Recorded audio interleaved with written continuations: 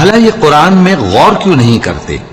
اگر یہ اللہ کے سوا کسی اور کا کلام ہوتا تو اس میں وہ بہت سا اختلاف پاتے، اور جب ان کے پاس امن یا خوف کی کوئی خبر پہنچتی ہے تو اسے مشہور کر دیتی ہیں،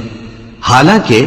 اگر اس کو پیغمبر اور اپنے ذمہ داروں کے پاس پہنچاتے تو تحقیق کرنے والے اس کی تحقیق کر لیتے،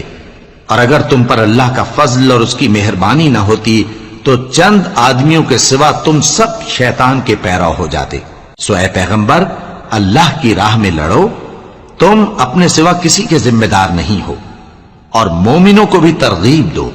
قریب ہے کہ اللہ کافروں کی لڑائی کو بند کر دے،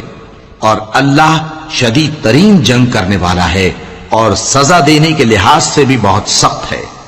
جو شخص نیک بات کی سفارش کرے تو اس کو اس کے ثواب میں سے حصہ ملے گا، اور جو بری بات کی سفارش کرے اس کو اس کے عذاب میں سے حصہ ملے گا، اور اللہ ہر چیز پر قدرت رکھتا ہے۔